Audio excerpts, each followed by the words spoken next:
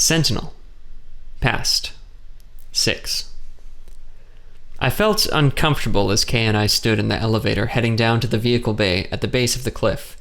She didn't speak, and despite my curiosity about her, I didn't speak either. I felt as though it wasn't a good time to be probing her for information, particularly about her past. I watched her standing beside me in the rectangular elevator. She was gazing intently at the doors.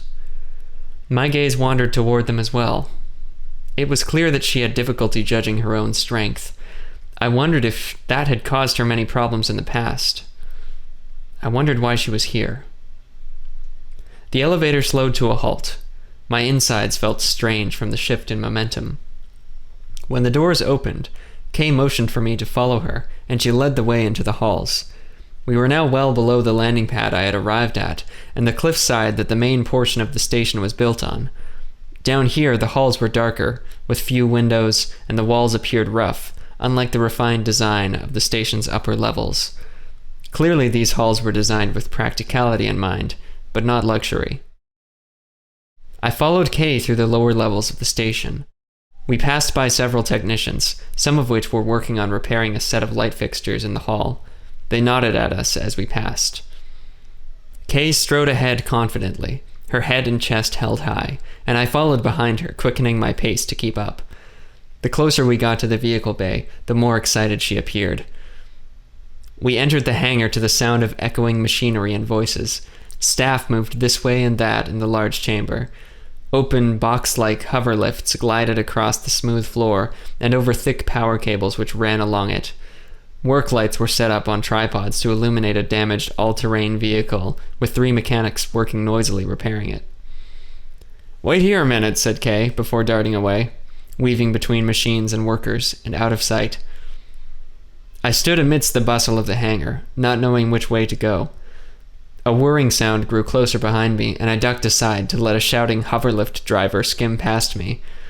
Everywhere I looked, the people down here were staring at me, their expressions ranging from mild discomfort to disgust.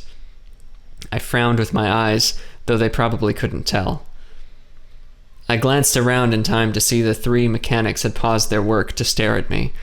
When I caught eyes with one of them, the other 2 went back to work, but this man stood up and strode toward me. Had I not hesitated, I would have had time to walk away, but I suppose my curiosity got the better of me. Instead, I turned fully to face him. He wore a mechanic's uniform with tau blue colors, though it looked stained with oil. He appeared to be in his 50s, with hair that had just begun to gray. He had short stubble outlining his face, and I thought I detected anger in his eyes. In an instant, he was a mere foot away from me, his hand pointing powerfully, accusingly, at my face as he looked up at me. "What are you doing down here? Huh, Skiller?" I blinked. He continued, shaking his finger. "You trying to play dumb? I'd tell you to get lost, but it looks like you already are." The other 2 mechanics were now staring at us, and so were several others. I took a deep breath in and replied, "My name is Osax. I'm here because you don't look like a mechanic to me, or a human for that matter." He lowered his hand, but seemed to stand up taller. "This is a Tau station. Terran Astral Union. Not Skyther, not Astroloth." I raised my hand slowly in defense. "I understand. You must not be used to seeing Skythers." "Not used to them?" He laughed in bewilderment. "Girl, I've seen what you Skillers can do. How much hate your kind has for us. How much joy you get from killing." A spark of rage ignited inside me. I stood motionless. I wasn't sure how to respond to this accusation, not to mention being misgendered.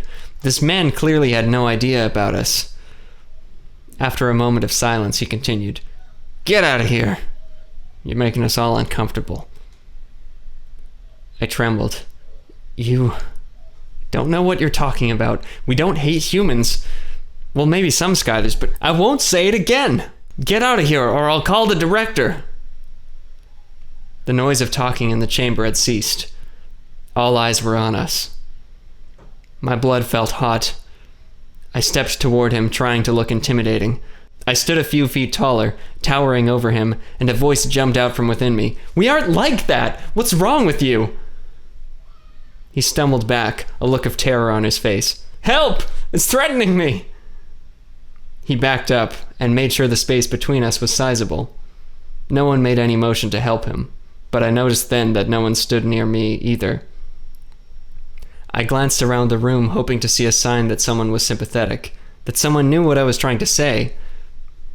Each face I turned to looked away, and slowly everyone returned to their work. My heart sank a little. I wasn't sure what to feel. The mechanic, who had made his way back to his friends, uttered, "It shouldn't be allowed to have that e-gun in here." The other mechanics talked to him more quietly, seemingly urging him back to work. I wanted to tell him I was a prince, and that meant my duty was for peace, but I felt the focus slowly drifting away from me, and gave my body a quick shake, trying to reset myself and clear those thoughts. I wasn't here to start fights, or to finish them. Not even in the name of truth and understanding. "Hey, Osax?" I swung around to face the sound of the voice. The woman was standing behind me, and stood about 5.5 feet tall. The first thing I noticed about her was her hair. The left side of her head was shaved, the rest of her hair sprawled out in short purple dreadlocks. Her left cheek had a purple spiral tattoo emblazoned on her dark skin. She was wearing silvery blue armor plating, with a large e-gun of some kind slung over her back, an e-pistol at her side, and what looked like a retracted molecular sword. I was relieved when I noticed she was smiling.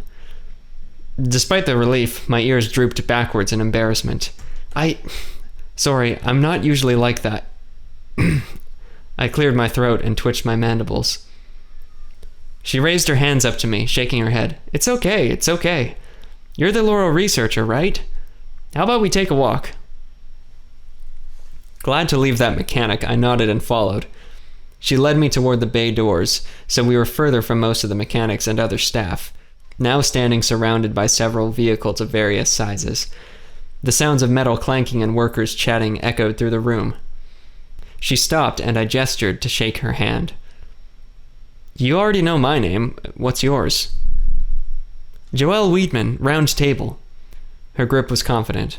I paused for a moment. "What brings an RT to an establishment like this?"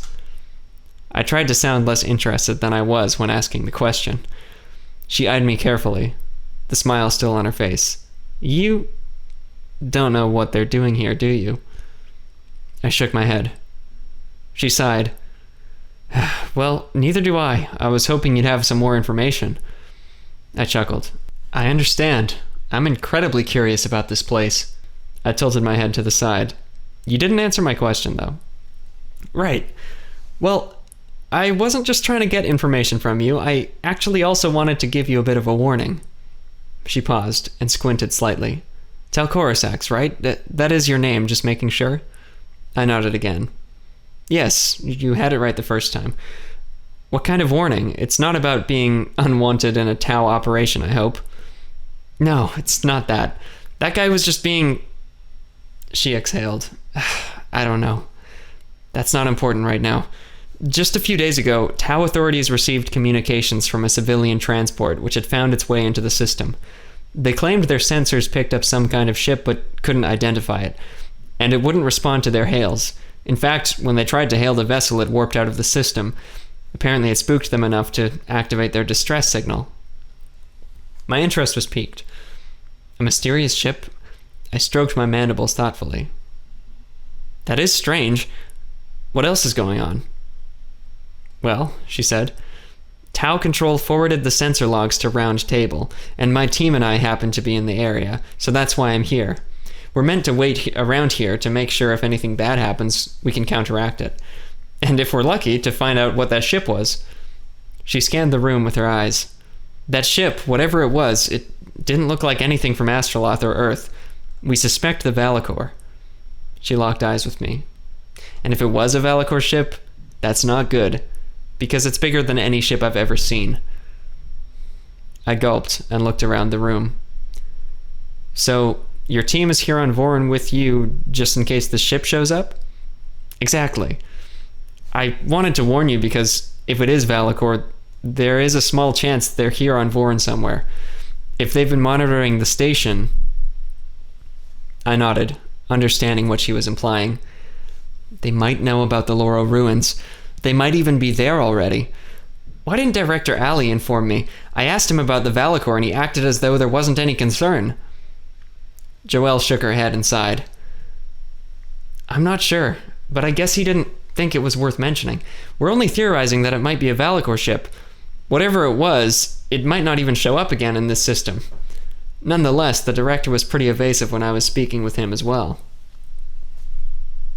How did you even know I was coming? From what I've seen, I doubt he volunteers much information about anything. She smiled. Well, we've been here a few days. He's not the only person to talk on the station, and a lot of people are talking about you. They're surprised that a Skyther was sent to investigate the ruins. I think some people don't trust that you have the credentials. Well, I said, narrowing my eyes as I looked back at the angry mechanic at the other end of the room. I do, in fact, have the credentials. I've studied the Laurel quite extensively, and as a registered member of the Laurel Researchers Society, I'm qualified to interact with Laurel remnants under the treaty. She nodded. I understand. Some people just wish they sent a human. She caught herself and raised her hands in defense. I'm not saying that's okay. Or it's not okay. I tilted my ears forward in an attempt to calm her, before remembering she might not understand the social cues. No need to worry. I am used to others being xenophobic. Okay, she breathed out. Never sure what to say. I've met quite a few good-hearted Skythers, and I don't want it to come across as though I'm prejudiced. I noticed Kay approaching us from the side, armed with an e-pistol and what looked like a large, retracted molecular sword on her back. She squinted and brushed something off her cool blue forehead, and for a brief moment the bony ridges there caught on the spikes jutting from her hand. She shook her hand before stopping right next to us, giving me a quick look, and then turning to the RT. Kay's orange eyes pierced Joelle's brown ones. Joelle cleared her throat and glanced at me. A little flustered, I hesitated before saying, Kay, this is Joelle Weedman, an RT. Joelle, this is Kay. She was sent to escort me to the ruins. RT? Asked Kay. It means round table, I said. They're a branch of the Tau military, but they operate outside of normal protocol, mostly governing themselves. And their primary directive is to protect the innocent and uphold the peace. Right, like Arthur's Knights, I get it, said Kay. Joelle forced a smile and reached out her hand toward Kay in greeting. It's a pleasure to meet you, Kay. Kay spoke as she turned her body away from her and half-heartedly raised her hand in a wave. Hey.